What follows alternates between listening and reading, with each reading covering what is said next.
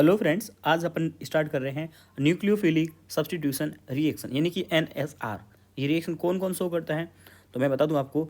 Alkyl halide show करेंगे और कुछ कुछ एरिल हैलाइड भी शो करेंगे और अल्कोहल शो करेगा, ईथर शो करेगा और कभी कभी आपको ये एसिड में भी दिख जाएगी।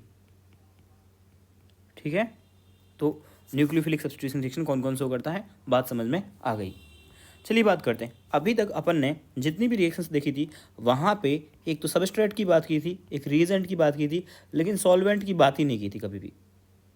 तो अब न्यूक्लियोफिलिक सब्स्टिट्यूशन रिएक्शन में सॉल्वेंट का एक बहुत बड़ा रोल होता है।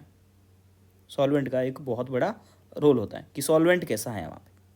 सॉल्वेंट डिसाइड करेगा। वैसे आपको पता ही होगा कि न्यूक्लियोफिलिक सब्स्टिट्यूशन रिएक्शन दो टाइप की होती है, SN1 एंड SN2। तो सॉल्वेंट भी डिसाइड करेगा कि रिएक्शन SN1 है या SN2 है। तो रिएक्शन को डिसाइड करने में, प्रोसीड करने में, रिएक्शन का प्रोडक्ट बनाने में सॉल्वेंट का एक बहुत बड़ा रोल होगा। अपने पास में सॉल्वेंट दो टाइप के हैं, polar solvent and non polar. Polar का तो आपको पता ही होगा। नॉन पोलर सॉल्वेंट तो बहुत आसान होते हैं, जिनका डायपोल मोमेंट जीरो होता है। बहुत सारे ऐसे मिल जाएंगे आपको। इसके बेस्ट एग्जांपल है CCl4, जो आपको बहुत बार दिखेगा। CCl4 हो गया, बेंजीन हो गया, ये सब। और एक और होता है CS2। ये तीन आप याद रख लीजिए, बहुत है। पोलर सॉल्वेंट को फिर से अपन दो अलग अलग पार्ट में डिवाइड करते हैं। ठीक है, पोलर सॉल्वेंट एक होता है पोलर प्रोटिक और एक होता है पोलर एप्रोटिक। प्रोटिक का मतलब होता है जो, प्रोटिक मतलब क्या होता है, प्रोटॉन से। प्रोटॉन मतलब H+, जो H+ दे सके। तो इसके एग्जाम्पल हैं H2O, अल्कोहल, एसिड, NH3। और नो पोलर एप्रोटिक सॉल्वेंट के एग्जाम्पल हैं DMA। इनके नाम आपको बस शॉर्ट में ही याद रखने हैं, DMF, DMSO, acetone and ether. ठीक है, DMF, DMA, DMSO, एसीटोन और ईथर। ओके।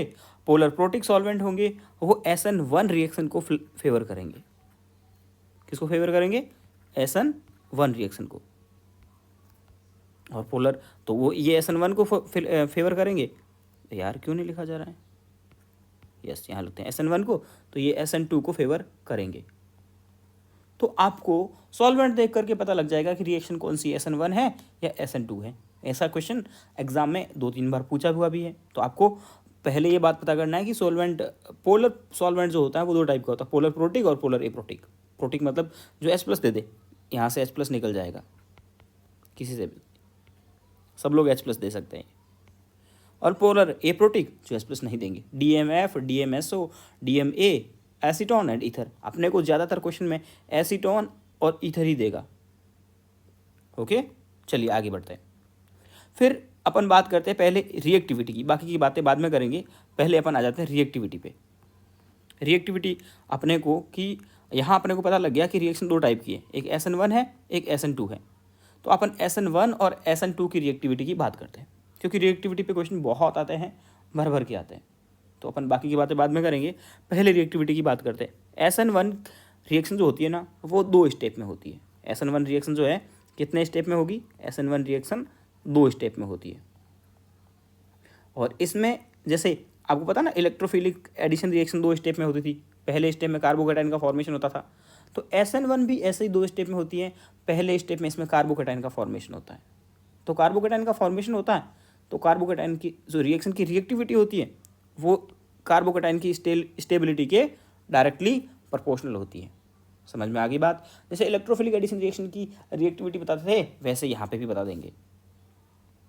ठीक है, तो कार्बोकेटाइन बनाओगे और उसकी स्टेबिलिटी देख लोगे। मैक्सिमम क्वेश्चन जो आता है ये वाला क्वेश्चन आता है, 1 डिग्री, 2 डिग्री, 3 डिग्री, एलाइलिक और बेंजाइलिक। ये एक 90% क्वेश्चन इसी से हो जाते हैं। ठीक है, और 5% क्वेश्चन इससे हो जाते हैं। अगर एल्किल हैलाइड अलग अलग दे रखें तो RI सबसे ज़्यादा रिएक्टिव है, ठीक है, RI सबसे ज़्यादा रिएक्टिव है, फिर आपके पास में RBR है, RF सबसे कम रिएक्टिव है। तो SN1 की रिएक्टिविटी का तो बहुत आसान सी बात है कि SN1 की रिएक्टिविटी के बारे में 3 पॉइंट याद रखेंगे, 1 degree, 2 degree, 3 degree, allylic benzylic. Okay, दूसरा RI, RBR, RCl, RF। तीसरा कार्बोकेटाइन की स्टेबिलिटी के डायरेक्टली प्रोपोर्शनल होगा। SN1 रिएक्शन की रिएक्टिविटी कार्बोकेटाइन की स्टेबिलिटी के डायरेक्टली प्रोपोर्शनल। क्वेश्चन ऐसा भी आता है कि कौन कौन से SN1 रिएक्शन नहीं देते हैं, SN1 रिएक्शन नहीं देते हैं, तो विनाइल वाला नहीं देगा, एराइल वाला नहीं देगा, और ब्रिज हेड कार्बन, इसको बोलते हैं ब्रिज हेड कार्बन, तो इस टाइप के जो होंगे वो भी SN1 रिएक्शन नहीं देंगे। कौन कौन SN1 नहीं देता, ये बात आपको याद रखनी है। तो आसान हो गया SN1 का, पॉइंट बनाइए और लिख लीजिए। चलिए SN2 की बात करते हैं। SN2 में ये रिएक्शन एक स्टेप में फॉलो होती है, एक ही स्टेप में रिएक्शन हो जाती है। तो जैसे अपन ने न्यूक्लियोफिलिक एडिशन रिएक्शन की रिएक्टिविटी देखी थी ना, SN1 तो इलेक्ट्रोफिलिक एडिशन रिएक्शन की रिएक्टिविटी के अकॉर्डिंग वैसा होता है, और SN2 न्यूक्लियोफिलिक एडिशन रिएक्शन के अकॉर्डिंग होगा। तो इसकी रिएक्टिविटी जो होगी ना, वो स्टेरिक हिंड्रेंस यानी भीड़ भाड़ के इन्वर्सली प्रोपोर्शनल होगी। जितनी कम भीड़ भाड़ होगी रिएक्टिविटी उतनी ज़्यादा होगी। तो आप देखोगे,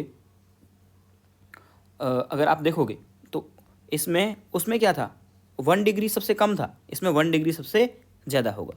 तो मिथाइल, फिर 1 डिग्री, फिर 2 डिग्री, फिर 3 डिग्री, ये एक ऑर्डर आएगा आपके पास में, उसका SN1 का उल्टा। ऐसा हमेशा भी आपको नहीं करना है। कभी कभी अपन सोचते हैं ना कि SN1 और SN2 तो उल्टे हैं, तो SN1 का ऑर्डर निकालो, फिर SN2 का उल्टा कर दो, तो हमेशा आंसर इससे करेक्ट नहीं आएगा। ओके, तो इसीलिए आपको यहाँ कार्बोकेटाइन की स्टेबिलिटी से नहीं देखना है, आपको अलग देखता है। SN2 रिएक्शन भी बहुत सारे लोग नहीं दिखाते हैं। विनाइल, एराइल और ब्रेडिक्ट, ये तीनों कॉमन है। SN1 भी नहीं दिखाते, SN2 भी नहीं दिखाते। 3 डिग्री एल्किल हैलाइड और न्यूपेंटाइल एल्काइल हैलाइड, ये दोनों भी SN2 रिएक्शन नहीं दिखाते हैं। ये स्पेशल पॉइंट है, इंपॉर्टेंट है, NCERT का है। समझ में आई बात, स्टेरिक हिंड्रेंस की बातें चलती इसमें। चलो कुछ क्वेश्चंस करते हैं, उससे अपने को और ज़्यादा चीज़ें समझ में आएगी।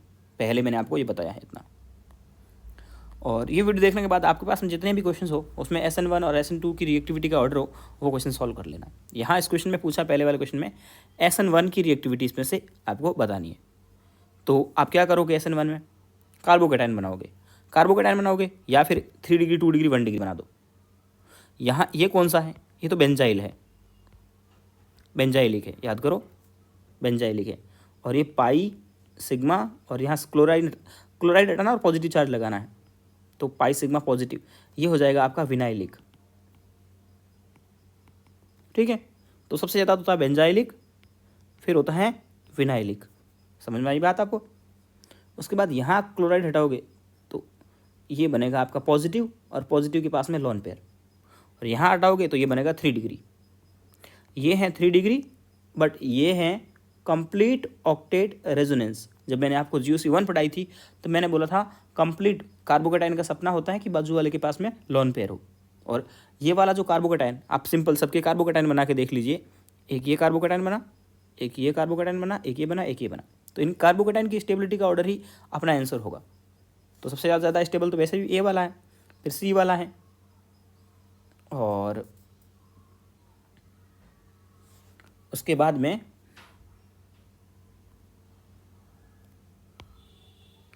उससे ये जो C वाला है ना, इससे भी ज़्यादा रिएक्टिव है आपका D वाला। क्यों? क्योंकि इसमें कंप्लीट ऑक्टेट रेजोनेंस है, तो D आएगा, उसके बाद में C आएगा, उसके बाद में B आएगा। समझ में आया बात आपको कि कंप्लीट ऑक्टेट रेजोनेंस वाला सबसे ज़्यादा स्टेबल होता है।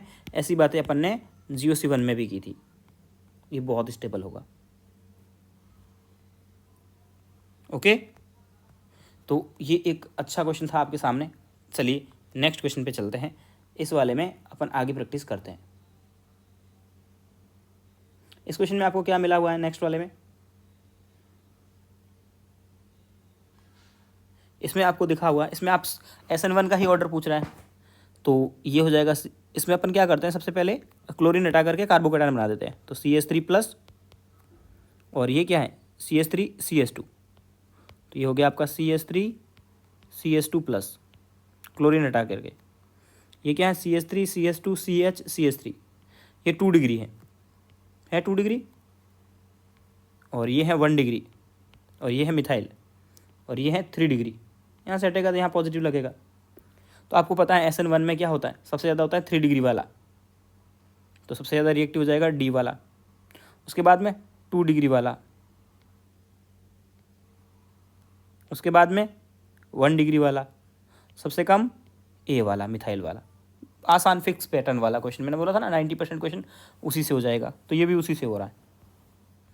अगला क्वेश्चन है, यहाँ भी आप आयोडीन हटाओगे, SN1 का पूछ रहा है, और कार्बोकेटाइन बनाओगे। बना दिया कार्बोकेटाइन, कार्बोकेटाइन की स्टेबिलिटी देख लो। NO2 - M लगाएगा, लीस्ट स्टेबल। CH3 + H लगाएगा, स्टेबल। ये +M लगाएगा, मोर स्टेबल। NH2 + M लगाएगा, मोर स्टेबल। तो स्टेबिलिटी का ऑर्डर क्या हो जाएगा, सबसे ज़्यादा स्टेबल कौन सा कार्बोकेटाइन है। अब ये GOC1 में चला गया, कार्बोकेटाइन की स्टेबिलिटी D वाला, फिर C वाला, फिर B वाला, फिर A वाला। कार्बोकेटाइन की स्टेबिलिटी का ऑर्डर ही इसका आंसर होगा।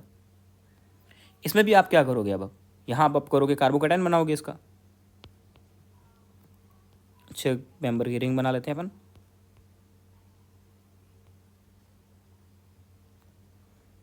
क्लोरीन हटाया, यहाँ पॉजिटिव,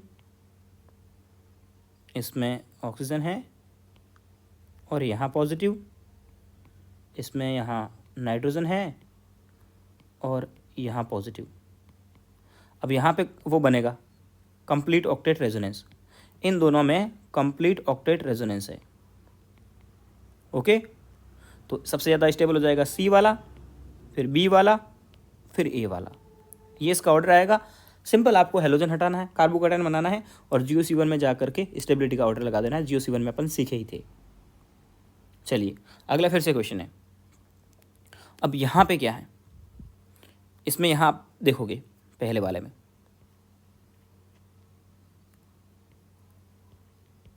सबके पहले क्या करते हैं, क्लोरीन हटा करके कार्बोकेटाइन बना लेते हैं।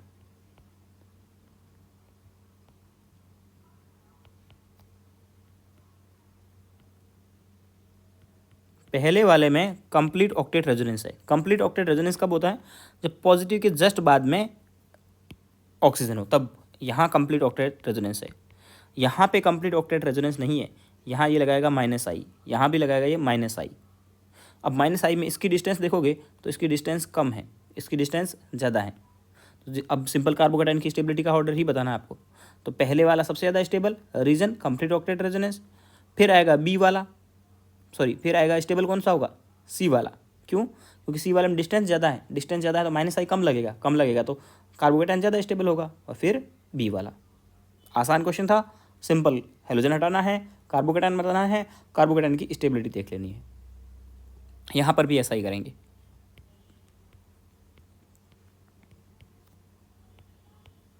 हेलोजन हटा रहे हैं, कार्बोकेटाइन बना रहे हैं,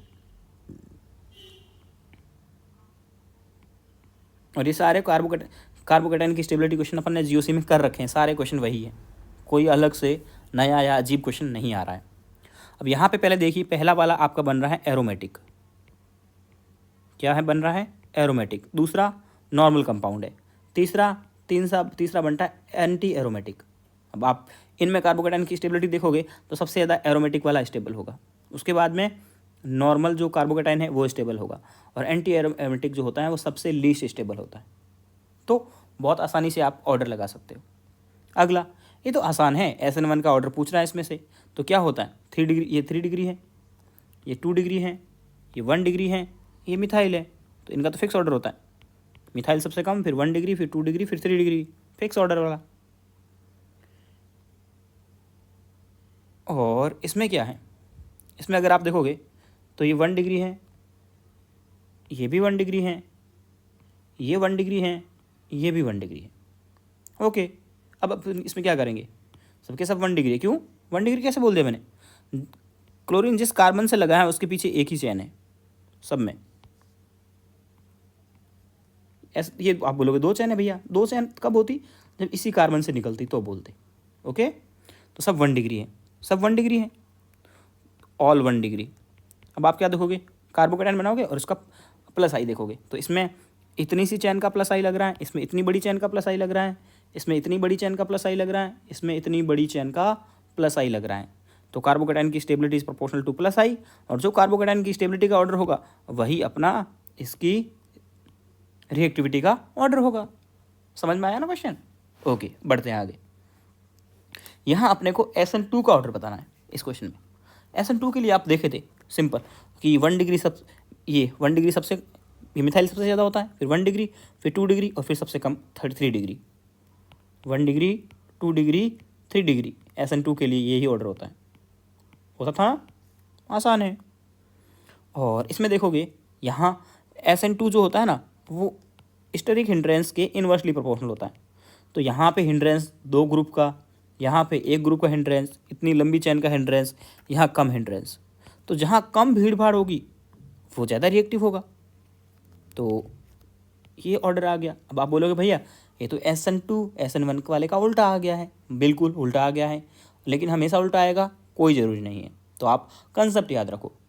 SN1 पूछे कार्बोकेटाइन बनाओ, कार्बोकेटाइन की स्टेबिलिटी बता दो। SN2 आए तो स्टेरिक हिंड्रेंस देख लो। यहाँ फिर से SN2 का ऑर्डर पूछ रहा है, ठीक है? तो SN2 का ऑर्डर पूछ रहा है आपको यहाँ पर। देखो ये जो होते हैं ना, अपन ने देखा था कि बेंजाइलिक रिएक्शन सो ही नहीं करते बिल्कुल। SN2 वाली SN1 SN2 जो रिएक्शन होती है ना, वो ये लोग बिल्कुल सो ही नहीं करते हैं। तो ये रिएक्शन दिखाएगा ही नहीं ना। SN1 दिखाता है ना SN2 दिखाता है। अभी अपन ने देखा था ना नोट्स में कौन कौन नहीं दिखाता है। तो C वाला सबसे पीछे आ जाएगा, आएगा। और उसके बाद में अब देखेंगे स्टेरिक हिंड्रेंस कहाँ कम है, वो ज़्यादा रिएक्टिव। तो फिर A, फिर D, फिर B और फिर C। ओके, यहाँ फिर से SN2 का दिखाना है, तो यहाँ से भी वही देखेंगे अपन, स्टेरिक हिंड्रेंस का ऑर्डर। अब आप बोलोगे इसमें इस ग्रुप का स्टेरिक हिंड्रेंस लगाना है, तो मैं बता दूँ आपको, स्टेरिक हिंड्रेंस लगाते हैं बड़े बड़े ग्रुप। ऑक्सीजन छोटा सा ग्रुप है, तो ये कोई स्टेरिक हिंड्रेंस नहीं लगाने वाला है। छोटा ग्रुप है, ऑक्सीजन वाला स्टेरिक हिंड्रेंस नहीं लगाता है। तो सबसे ज़्यादा रिएक्टिव A ही होगा, फिर होगा C, फिर होगा B और फिर होगा D। आप बोलोगे भैया इसको, ये तो छोटा ग्रुप है, ये तो स्टेरिक हिंड्रेंस कम लगाना चाहिए। नहीं, ये विनाइलिक है, और मैंने लिखाया था विनाइलिक SN2 या SN1 रिएक्शन सो ही नहीं करते। तो D वाले को सबसे पीछे रखेंगे। जब ऑप्शन आपके पास में होंगे ना, तब तो आपका काम बहुत आसान हो जाएगा। तो अभी अपन कुछ ऑप्शन वाले क्वेश्चन लेते हैं। ऑप्शन देखते ही आंसर थोड़ा जल्दी आता है। ये तो ऑर्डर समझाए मैंने आपको, ठीक है? ऑप्शन वाले क्वेश्चन करते हैं। ये 2018 में क्वेश्चन आया एम्स में। SN1 रिएक्शन का रिएक्टिविटी का ऑर्डर बताना है। क्या करेंगे? हेलोजन हटाएंगे, कार्बोकेटाइन बना देंगे। चलो कार्बोकेटाइन बना देंगे हेलोजन हटा करके। चलिए, ये क्या लगाएगा? +M। ये क्या लगाएगा? -I। ये क्या लगाएगा? -M। ये क्या? न्यूट्रल। सबसे ज़्यादा रिएक्टिव कौन होगा? जो कार्बोकेटाइन सबसे ज़्यादा स्टेबल होगा। +M वाला सबसे ज़्यादा स्टेबल होता है, GOC1 में सीखा था। तो फर्स्ट आगे आना चाहिए। फर्स्ट किस में आगे है? इसमें आगे हैं। लगा लो आंसर। चलिए, ये 2018 में आया, फिर से SN2 का ऑर्डर पूछ रहा है। भाई SN2 में अपन क्या बोलते थे? SN2 में क्या बोलते थे? SN2 इज प्रोपोर्शनल टू भीड़ भाड़ या स्टेरिक हिंड्रेंस, 1/, भीड़ भाड़ या स्टेरिक हिंड्रेंस। तो देख लोगे अब यहाँ पे आप भीड़ भाड़, कहाँ पे भीड़ भाड़ कम है या कहाँ पे भीड़ भाड़ ज़्यादा है, ये तो आपको देखना आता है। तो आप देखोगे, और वैसे वो भी था, ये 1 डिग्री है, ये 2 डिग्री है। 1 डिग्री और 2 डिग्री में से ज़्यादा रिएक्टिव कौन होगा? 1 डिग्री ज़्यादा होगा, यानी A और B में से A ज़्यादा रिएक्टिव होगा। ये तो गलत हो गया, इसमें B को ज़्यादा रिएक्टिव दिखा रहा है। ये भी गलत हो गया। देखिए, आपका आधा काम यही हो गया। इसके बारे में अपन ने देखा था कि ये तो रिएक्शन दिखाता ही नहीं है C वाला। तो C वाला SN2 रिएक्शन, इसके बारे में एक बार यहाँ लिख दूँ, SN2 रिएक्शन सो ही नहीं करता। ये याद करो, सो ही नहीं करता। उसको सबसे पीछे पटको, आ गया आपका आंसर। तो अपन ने जो पॉइंट लिखे ना, उससे सारे काम अपने हो जाते हैं। और क्वेश्चन पॉइंट भी इतने बड़े नहीं लिखे, हर चीज़ में 2-2 3-3 पॉइंट लिखे हैं, और उससे अपना काम होता है। ये क्वेश्चन फिर से आ गया। SN1 के प्रति अपने को रिएक्टिविटी का ऑर्डर बताना है। SN1 के लिए कौन ज़्यादा मैक्सिमम रिएक्टिव? कार्बोकेटाइन बनाओ। देखो, पहले मैं बता दूं आपको, सिंपल सी बात बता दूं, एराइल और जो ये होता है डायरेक्ट एराइल, एक होता है एराइल मतलब बेंजीन के ऊपर में लगे हुए होते हैं ना, उनको बोलते हैं हेलोजन एराइल, और इनको बोलते हैं एल्काइल। एल्काइल हमेशा ज़्यादा रिएक्टिव होते हैं एराइल से, ये बात आप हमेशा ध्यान रख के चलना। तो ये तो बिल्कुल लीस्ट रिएक्टिव होंगे, आंसर तो यही आएगा। ओके, चलिए उसके बाद में मोस्ट रिएक्टिव टुवर्ड SN1, यहाँ पे आपको कार्बोकेटाइन बनाने पड़ेंगे। C6H5CH2Br मतलब कि इनके ऑप्शन की स्ट्रक्चर बनाते हैं। पहले वाले की क्या बनेगी, C6H5 मतलब बेंजीन, CH2 और फिर उसका Br का हटा करके कार्बोकेटाइन बना दिया। यहाँ क्या है, C6H5 है, फिर CH है, फिर उस पर एक Br लगा था, उसको हटा के कार्बोकेटाइन बना दिया, उसके ऊपर फिर से एक रिंग लगी हुई है। ओके, तीसरा क्या है, बेंजीन है, उसके बाद CH है, उससे एक Br लगा था, हटा दिया, CH3 हो गया। फोर्थ वाले को अगर आप देखोगे तो वो क्या होगा, C6H5 मतलब बेंजीन की रिंग, फिर कार्बन, कार्बन के ऊपर एक CH3 और उसी कार्बन पे ऊपर एक Br, उसको हटा के पॉजिटिव लगा लिया, फिर से एक बेंजीन। अब सबसे ज़्यादा रिएक्टिव कार्बोकेटाइन कौन सा है, आप ही बता दो, आप खुद बहुत होशियार आदमी हो तो आपको पता होगा ये ज़्यादा रिएक्टिव होगा। क्यों, बेंजीन यहाँ पे रेजोनेंस लगाएगी, तो इस यहाँ पे एक बेंजीन का रेजोनेंस लग रहा है, यहाँ दो बेंजीन का रेजोनेंस लग रहा है, यहाँ एक ही बेंजीन का रेजोनेंस लग रहा है और एक CH3 का प्लस आई लग रहा है, इधर दो दो बेंजीन का रेजोनेंस और साथ में एक CH3 का प्लस आई, तो आंसर आएगा फोर्थ ऑप्शन। चलिए ये क्वेश्चन फिर से एग्जाम में आया हुआ है, चलिए इसको कर दें, इसको सॉल्व करते हैं। SN1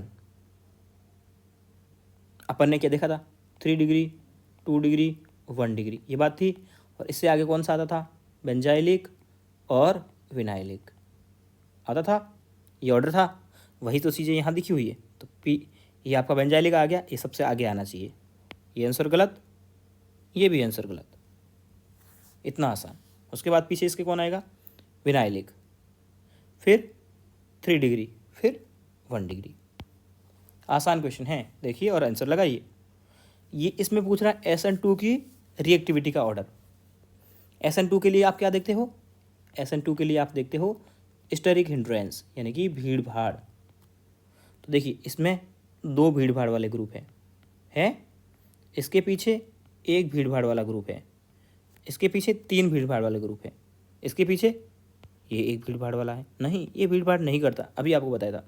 वैसे SN2 का एक ऑर्डर फिक्स भी बताया था आपको, मिथाइल सबसे आगे, फिर 1 डिग्री, फिर 2 डिग्री, फिर 3 डिग्री। तो ये 2 डिग्री है, ये 1 डिग्री है, 3 डिग्री है, ये भी 1 डिग्री है, तो सबसे पीछे जाएगा Q वाला, इसको हटा दो, इस ऑप्शन को हटा दो, Q वाला सबसे कम रिएक्टिव। उसके बाद में Q के बाद में S वाला, आंसर आ गया आपके पास में। ओके, P फिर R फिर S और फिर Q, बस ये बात तो बहुत कॉमन है, यही लगाओ तो भी आंसर आ रहा है। यहाँ फिर से SN1 का पूछ रहा है, SN1 मतलब हटाओ और कार्बोकेटाइन बनाओ, तो यहाँ कार्बोकेटाइन बना, यहाँ कार्बोकेटाइन बना, यहाँ कार्बोकेटाइन बना, यहाँ कार्बोकेटाइन बना। कौन सा कार्बोकेटाइन ज़्यादा स्टेबल है, S वाला। क्यों, बेंजीन का लग रहा है रेजोनेंस और साथ में इधर प्लस आई आ रहा है इसका, तो S वाला सबसे ज़्यादा, इसको हटा दो। S के बाद आएगा Q वाला। क्यों, आप बोलोगे भैया इसमें बेंजीन का रेजोनेंस नहीं लग रहा है, क्यों, एक कार्बन बीच में आ जाता है, तो यहाँ पे बेंजीन का रेजोनेंस नहीं, S के बाद में आएगा Q। ओके, फिर से SN1 का पूछ रहा है, क्या करोगे, Cl हटाओगे कार्बोकेटाइन बनाओगे, Cl हटाओगे कार्बोकेटाइन बनाओगे, Cl हटाओगे कार्बोकेटाइन, Cl हटा कार्बोकेटाइन। तो सबसे ज़्यादा रिएक्टिव कौन सा होगा, आपको ही पता है, बेंजाइल, बिल्कुल। कार्बोकेटाइन की रिएक्टिविटी के बारे में बातें करते हैं, तो वही R वाला सबसे ज़्यादा रिएक्टिव। R के बाद में ये कंप्लीट ऑक्टेट रेजोनेंस है, ये भी कंप्लीट ऑक्टेट रेजोनेंस है, पॉजिटिव के तुरंत बाद में लॉन पेयर है, तो R के बाद में Q, Q के बाद में P, P के बाद में S। ओके, चलिए SN2 की रिएक्टिविटी, यार ये तो फिक्स रटा रटा, ये क्वेश्चन क्यों करवा रहा हूँ, ये सारे क्वेश्चन आए हुए हैं इसीलिए करवा रहा हूँ। SN1 SN2 के लिए फिक्स ऑर्डर है, 3 डिग्री 2 डिग्री 1 डिग्री और फिर मिथाइल। तो मिथाइल वाला सबसे ज़्यादा रिएक्टिव, इन दोनों ऑप्शन को हटा दो, फिर ये है 1 डिग्री 2 डिग्री और 3 डिग्री। ये 2 लिखा मतलब यहाँ पे ऐसे 2 ग्रुप निकले होंगे। ओके, ये आंसर करेक्ट होगा। चलिए SN1 का ऑर्डर पूछ रहा है आपसे, क्या करोगे? Cl हटाओगे, कार्बोकेटाइन लगाओगे। Cl हटाया, पॉजिटिव आया, Cl हटाया, पॉजिटिव आया, Cl हटाया, पॉजिटिव आया। अब आप देखोगे ये क्वेश्चन थोड़ा अच्छा है। आप जब GOC1 पढ़ रहे थे तब ये बहुत अच्छे क्वेश्चन में काउंट हुआ था। यहाँ ये +I+H लगा रहा है, ज़्यादा लगा रहा है। ठीक है, जितने हाइड्रोजन होंगे ना इसके पास में उतना अल्फ़ा ज़्यादा लगाएगा। इसमें 2 अल्फ़ा है तो ये 2 अल्फ़ा H लगेगा। इसके पास एक ही है, ऐसे मत लगा देना इसके पास +I ज़्यादा लग रहा है। +I नहीं, यहाँ पे हाइड्रोजन देखे जाते हैं और ये नॉर्मल है। तो सबसे ज़्यादा होगा सेकंड वाला, फिर थर्ड वाला, फिर फोर्थ वाला, फिर फर्स्ट वाला। ये आ गया आपका आंसर। यहाँ पे +H की बात कर रहे हैं, याद रखना इस बात को। चलिए अगला क्वेश्चन 2010 में आया नीट में, SN1 के लिए। ये क्वेश्चन तो जस्ट अभी अपन ऊपर करके आए थे, किया था ना, वही क्वेश्चन है। 2 बेंजीन होगी, ये वाला सबके ब्रोमीन हटा करके कार्बोकेटाइन बनाए थे अपन ने, CH, यहाँ CH3 और इधर ये बेंजीन और ये पॉजिटिव। इस कार्बोकेटाइन मोस्ट रिएक्टिव बना था, मोस्ट स्टेबल, और वही ज़्यादा था। बहुत आसान से क्वेश्चन है। Which of the following is least reactive in nucleophilic substitution reaction? कुछ नहीं बोला इसने, कुछ नहीं बोला मतलब न्यूक्लियोफिलिक सब्स्टिट्यूशन मतलब SN1 एंड SN2। तो इसमें वो बताना है कि लीस्ट रिएक्टिव पूछा है, मतलब बिल्कुल रिएक्शन करता ही नहीं है।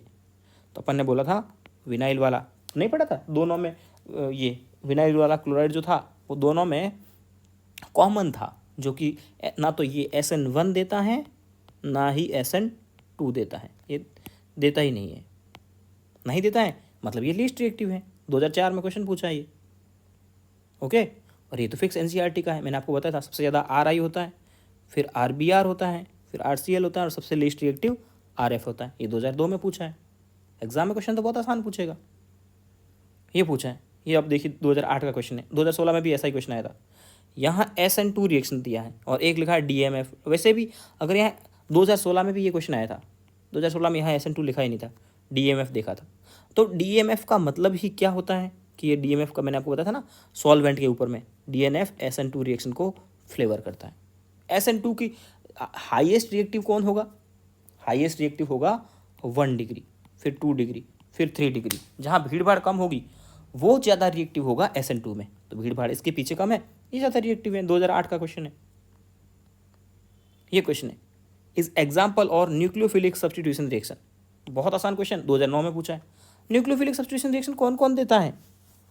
RX देता है, ये तो वुड रिएक्शन है। R और RX देता है केवल, इसके साथ सब्स्टिट्यूशन होना चाहिए, एक हटना चाहिए, दूसरा लगना चाहिए। नॉट कायरल, ये क्वेश्चन बहुत बेसिक सा। कायरल का मतलब होता है जिसके पास में चारों वैलेंसी अलग अलग हो। तो ये मतलब SN1 में पढ़ते हैं अपन कायरलिटी के बारे में। तो उस कंसेप्ट को सिखाने के लिए मैंने आपको ये बता दिया कि इसको कैसे देखना है। पहला बोलता है, उल्टा स्टार्ट करते, 3 ब्रोमोपेंटेन, पेंटेन बनाते हैं 5 कार्बन, 1 2 3 4 5 पेंटेन बन गया। 3 पे ब्रोमो लगाना है, ये 3 नंबर कार्बन पे ब्रोमो लगा लिया, और उसके बाद में कुछ नहीं है तो यहाँ एक हाइड्रोजन होगा। अब इसमें देखो ये ग्रुप और ये ग्रुप सेम है, तो ग्रुप जिसमें सेम होते हैं वो कायरल नहीं होता है। ये चारों ग्रुप अलग आने चाहिए थे, तो ये कायरल नहीं है। आप बोलोगे कि ये कैसे कायरल है, तो ये कायरल है, मैं बताता हूँ। जैसे बी वाला चेक करते हैं, 2 ब्यूटेनॉल, ब्यूटेन मतलब 4 कार्बन, 2 पे OH है, एक यहाँ पे हाइड्रोजन होगा। अब इस पे देखिए इसके चारों ग्रुप अलग है, ये एक अलग ग्रुप है, ये एक अलग ग्रुप है, ये एक अलग ग्रुप है, ये एक अलग ग्रुप है। चारों ग्रुप अलग होंगे, वो कायरल होगा। ओके, बाकी ऑप्शन को भी आप चेक कर सकते हो, अपना आंसर आ चुका है। वो अगला बोलता है SN1 मैकेनिज्म कौन फॉलो करेगा? ठीक है, तो आपको बता दें, आपको आइसोप्रोपाइल क्लोराइड, यानी आइसो मतलब 3 डिग्री वाला, तो ये सिर्फ और सिर्फ SN2 रिएक्शन शो करता है। अभी आपको बताया था SN1 रिएक्शन शो करता है। इसके अब जब अपन ने लिखा था ना, तब लिखा था कि ये वाले SN2 रिएक्शन शो ही नहीं करते, तो अपने को क्वेश्चन उल्टा पूछ लिया कि ऐसे पूछना चाहिए था सीधे सीधा कि कौन सा SN2 रिएक्शन नहीं देता है, तो उसने ये बोल दिया कि कौन सा SN1 सिर्फ SN1 देता है एक्सक्लूसिवली, मतलब सिर्फ और सिर्फ वही रिएक्शन देगा, उसके अलावा नहीं देगा। तभी अपन ने डिस्कस नहीं किया था। मैं आपको वापस बताता हूँ कि ये दो चीज़ें अपन दोनों में कॉमन थी, ये तीन चीज़ें तो सब में कॉमन थी, ये तीनों ना तो SN1 देते थे ना SN2 देते थे, लेकिन ये दोनों नए आए थे, मतलब कि ये SN2 रिएक्शन तो नहीं देंगे बट SN1 देंगे। इसी पॉइंट को उन्होंने क्वेश्चन बना के पूछ लिया है। तो अब आपको समझ में आ गया होगा क्वेश्चन। ओके, आ गया समझ में। आइसोप्रोपाइल क्लोराइड मतलब CH3 कार्बन, CH3 और Cl।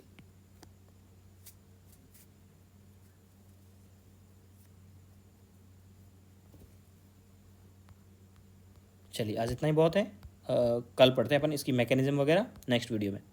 आज आप इसके रिएक्टिविटी के ऑर्डर के बारे में, सॉल्वेंट के बारे में बात करेंगे। चलिए एक क्वेश्चन ये भी है रिएक्टिविटी का ऑर्डर का, NCERT का है।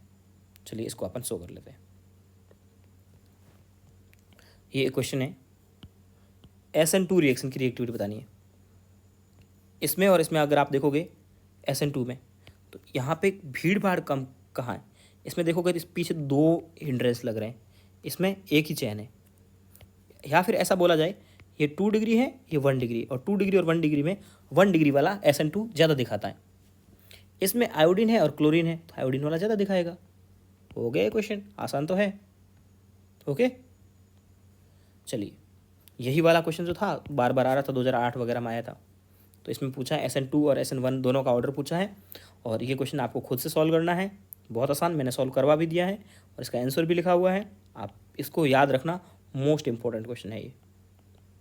याद क्या रखना है आपको, खुद से सॉल्व करना है इसको। ओके, बहुत आसान है, कोई दिक्कत नहीं है। जो आपको ट्रिक्स बताई थी ना किस हिसाब से करना है, सो जैसे ये लिखा, ये कैसा है 1 डिग्री है, ये SN1 में आप कार्बोकेटाइन बनाओगे उसकी स्टेबिलिटी के अकॉर्डिंग करोगे। ओके, और SN2 में स्टेरिक हिंड्रेंस के अकॉर्डिंग, तो आपका आंसर आ जाएगा। और उस आंसर को आपके माइंड में रखना है। क्वेश्चन बहुत इंपॉर्टेंट है, नीट में 2 या 3 बार आ चुका है ये। तो ये पेज भी अपना क्लियर हुआ यहाँ से। उसके बाद में अपन कल इसकी मैकेनिज्म पढ़ेंगे और इसकी खूब सारी रिएक्शंस अपन पढ़ेंगे।